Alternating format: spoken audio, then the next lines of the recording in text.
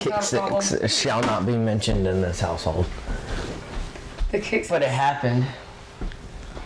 Terrible day. Terrible day. Want me to bring up the highlight? Yes! Unbelievable! Hey everybody, this is Joni. And I'm Cindy. And this is Twin Talk. We're identical twins, but even though we look alike, we are very different. I live in Washington. And I live in Alabama, but we both have very different careers. I run newspapers. And I'm in the nuclear industry. Even with those different careers, we both have been very successful. And we've both had some setbacks. So even though we live on separate sides of the country, we are going to use technology to bring us together to talk about a lot of the things that we really like. Things that we find important, like professional development, And leadership, mental health, parenting. and some of our hobbies. So please join us for Twin Twin Talk. Talk. In today's episode of Twin Talk, we're bringing you the story of a family divided. In the South, there's nothing we love better than a rivalry. And what rivalry is better than the one between the University of Alabama Crimson Tide and the Auburn University Tigers in the great state of Alabama? Coined as the Iron Bowl, which is a nod to the history of our state as one of the leaders in the production of steel. For many decades, the big game was played in Birmingham until both schools had stadiums large enough to fit the big crowds. In fact, now these schools rank as some of the largest college football stadiums in the country, with Alabama seating almost 110,000 people. Even though we both looked at other colleges to attend, and being from Tuscaloosa, it would have been the norm to stay home, we ended up at the rival schools, with Cindy in the College of Communications at Alabama, and I was in the College of Engineering at Auburn. Though we didn't intend to bring attention to how identical twins were attending these rival schools, it actually did get attention. We ended up being featured in the playbook of the Iron Bowl our junior year, which was like 1996. And when we graduated the same spring of 98, we were featured in a story by the Birmingham Post-Herald that was picked up by the Associated Press and ran in newspapers all across Alabama. In order to tell the story of the rivalry best, we asked some experts in the field of fandom to share with us what the rivalry means to them. One of those fans is our longtime family friend, Sammy Watson, who is a Tuscaloosa native and a former city councilman, and now a radio personality at 92.1 FM, The Possum, shares his love of the Tide. And my longtime friend, fellow Auburn alum, he's a native of the city of Auburn, and he works at the university. Hank Moremon shares his Tiger pride. We loved making this episode and hope you will too. Roll Tide. War Eagle. You're from Tuscaloosa. I am from Tuscaloosa. Born and raised here. I was born and raised here, and as I used to say in the country, my parents, they said they had him and raised him right here in Tuscaloosa. So right now we're sitting in Sanford Hall. Yes, which is it's the center administration building for here on campus, but it's also, if you've ever seen any images of Auburn, it's either our stadium or this building. So I have a picture framed that, one of those artistry versions of Sanford Hall, and in a mahogany frame that I've always had in my office. What makes Auburn fans so loyal to Auburn? I asked my dad that one time because, he grew up here, and, what is it that, because you just kind of take it for granted when you're here, and then when you leave, I don't know what that feels like because I never left. But I've had a lot of friends who keep coming back. They have a job where they can telecommute or whatever, and so they keep coming back. And he said that, when he was coming up and growing up even younger than college, like all of these houses had little apartments. And so it was this deep family thing, because you would move away from your family for wherever you're from, and you would come here and you would move in with another family. And so it just felt like home. But it really, I think, is birthed out of, there wasn't a lot of like group housing here. It was kids living So in doesn't garages. your parents, your family has one of those They apartments? do. They still have a guest that house. you were living in for a while. Yes, and now since then it's been grad students that have lived there. So same concept. Mhm. In fact, he's building another one to do a second in the backyard because he's retired and needs things to do. How different is it to grow up in a college town? Well, I think it brings so much to the community. We had concerts here we would have never probably had this not been the University of Alabama campus, because when I was coming along, they used Coleman Coliseum, which was Memorial Coliseum back in the day, for concerts. They'd have homecoming concerts there. So you would see some pretty major acts. So Elvis, the Rolling Stones, a bunch of folks played Tuscaloosa, and they probably would not have done that had it not been a college town. Having grown up in the culture, and y'all grew up in the culture. In the culture at Tuscaloosa, yeah. It's so weird when you talk to people who go to other universities. Do they even tailgate? Like, is it even a fun thing? It doesn't seem like it. What sets Alabama apart? Oh, because we're so doggone good. You look at the national championships. You can't compare Alabama to any other school in the Southeastern Conference, in my judgment. So in Washington, the rivalry is Washington State University and UW, or University of Washington, Seattle. WSU is the land grant, like Auburn. So many of the coworkers I have in Eastern Washington went there. Right. And they're Cougs. They're the Cougs. Did you know that? No, like I said, I didn't either. Auburn and Alabama is the rivalry. Yeah. So when I moved there from Vegas, and I remember seeing all around their emblem. Have you ever seen it? No. Oh, it's this W, and it has these whiskers sticking out of the W, and then the U, it almost looks like it's a snail or something. And it was all over people's walls. I just moved there, and I'm walking around, and I offended somebody by saying, "What is that? I see it everywhere." And they go, "Oh, you don't know the Cougs?" Like, I'm so offended that I didn't know the Cougs. But full circle on that, when I remarried, my husband had two kids that were 16 and 20. And the 16-year-old went to WSU. And we spent a buttload of money sending him to that same school that I didn't know what it was just a few years later, Well, we have a huge tailgate, and when I say huge, I mean we're out in the hay fields, which was just that when we were in school. They don't grow hay there anymore, but they did. And so we have a huge orange school bus that's painted tiger striped. Where does that live? It lives out on Wire Road off season, and then I'm just thinking of your neighbors. No, early August we have a work day, and we wash it and clean it. And, goodness. Yeah, we bring in a stage, and we have band parties. No way. Okay, so we're signing up to be here in the fall. You've got to come to one of our tailgates. I've heard it said in Tuscaloosa that there's as many folks tailgating that don't go to the game as there are in the stadium. I don't think that's probably quite correct, but I wouldn't be surprised if on some weekends it's not pretty close. We've got places where RVs park, and those folks don't come to town to go to the stadium. They come to town to gather with their RV friends in an RV park, and they'll watch the game, and they'll barbecue and cook out and do all those things that folks are doing on campus. Now, you take all of that stuff into consideration, easily there would be probably as many folks cooking out and enjoying the game in Tuscaloosa that aren't at the stadium. We noticed that people were tailgating, and it was the same people. Like, they were fighting for the same spots every time. Why don't we get together? So we knocked on RV doors and said, hey, since we're all going to do this right here, let's just, nose to tail all of our things and create a big green space in the center. And I don't know how much language will be on this video, but we have chicken shit bingo. Wherever the chicken shits the second time in that square, some kid wins money. Chicken? A real chicken. My brother had a tradition. He would not cook chicken when Alabama played Tennessee. Apparently they had beat us a couple of times when he cooked chicken on the grill, and so they banned chicken at my brother's house on ball game weekends just altogether. And then finally, after several years, he decided he could loosen up a little bit and cook some chicken. It was supposed to be an easy game that day. You're not supposed to think that, but everybody thought it was going to be an easy game, and so we got beat by somebody that we weren't supposed to get beat by.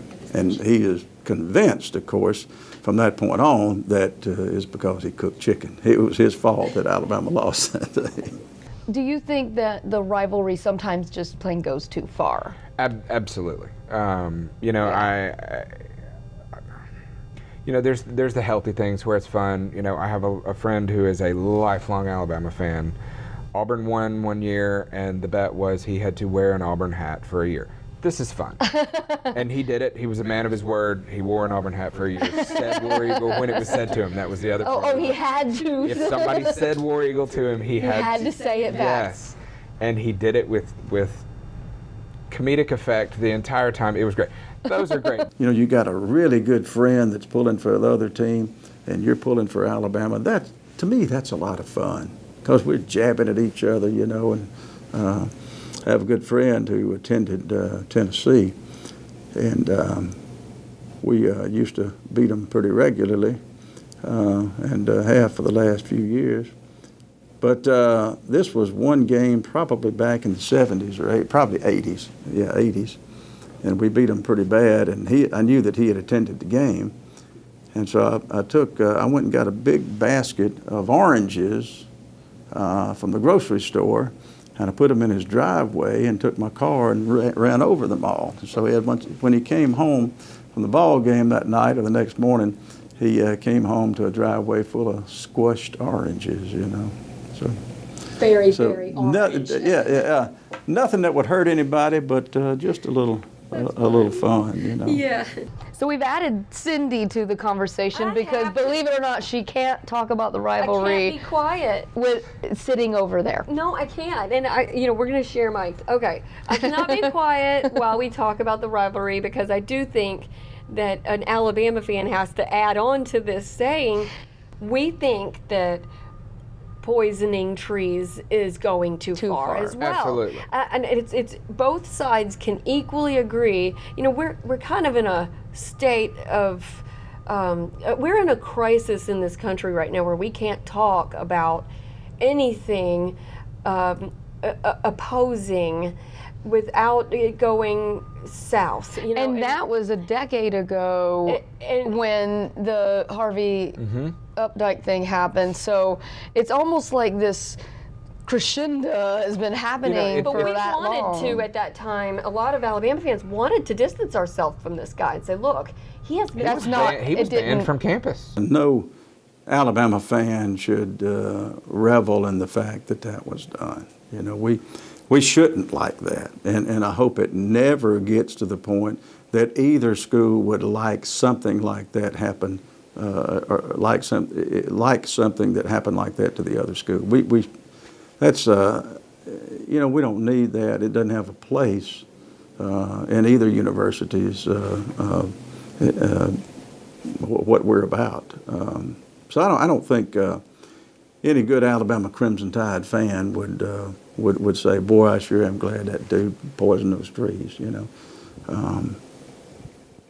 That guy, you know, doesn't represent the University of Alabama or its fans. You know, most of us will, you know, talk smack on Facebook or call which is what our tradition was, that whoever won gets to call and rag the other one. And you have a whole year to just have your bragging rights for a year. It's fun, and it makes you appreciate the other team for their success and for their accomplishment through the year, or even just a lucky kick or catch. the kicks. Yes. Not just that, but I mean, that's the thing that's so much fun about the rivalry. If you think about it, it's momentum going into the Iron Bowl.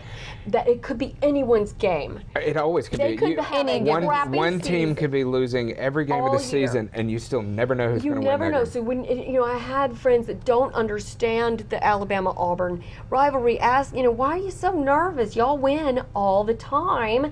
Right. Because it's Because you don't know. when you go in there. If they go in sleepy, or you know, if say too Xavier cocky doesn't hear or me talking to him on the TV and make the call I had suggested. I have an don't think. entire drawer of Alabama clothes.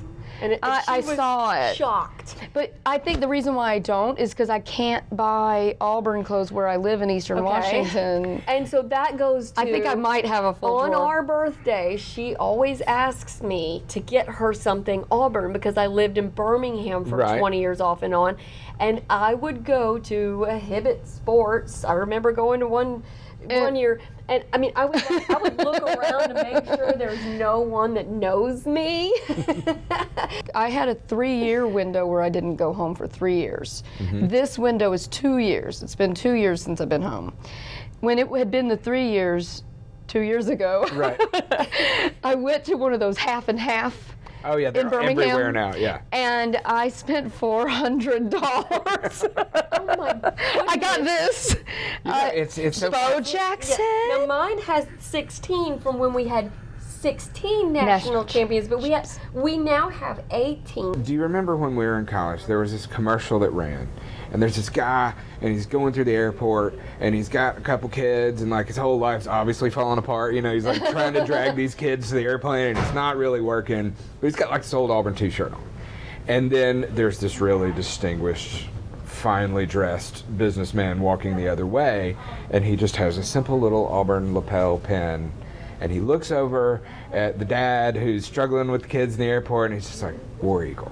And the guy's like, his whole demeanor changes, and everything's good. And, you know, I just kind of took that for granted growing up here. I was trying to explain this to Lily, my daughter. Who's 18. And who's 18.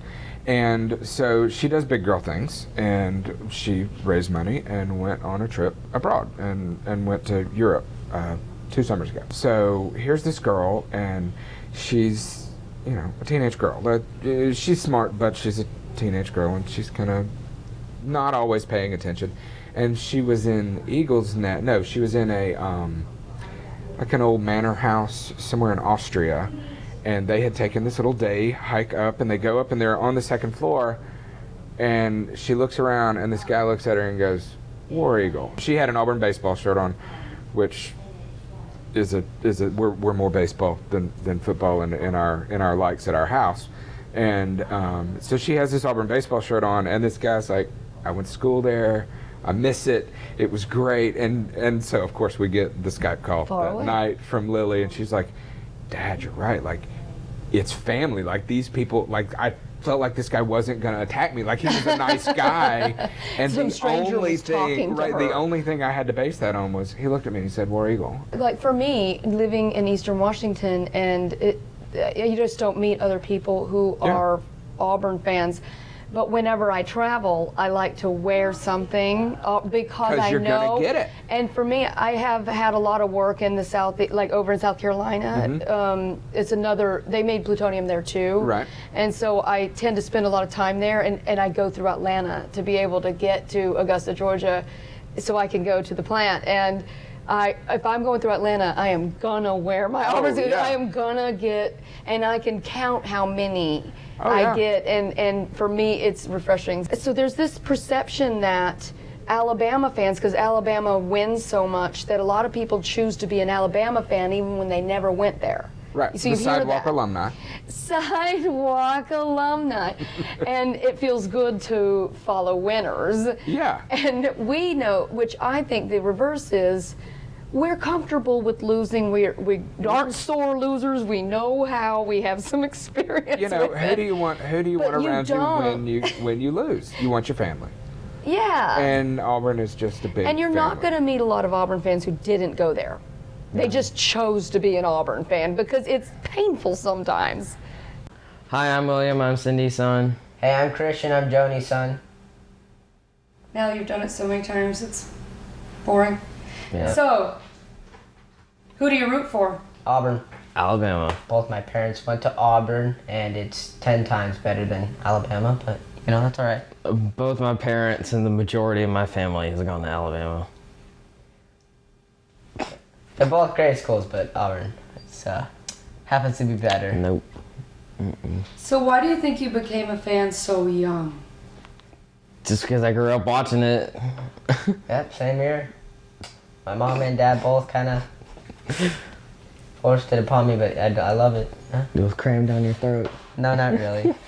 Pushed. Do you meet a lot of fans? No, not really. Not too much. Because I live all the way in Washington. There's no Auburn fans in Washington. Who do they root for there? WSU and UW. So what's the rivalry game called? The Iron Bowl. It's a fun day. Fun day. It's a fun day. Is it stressful? Yes.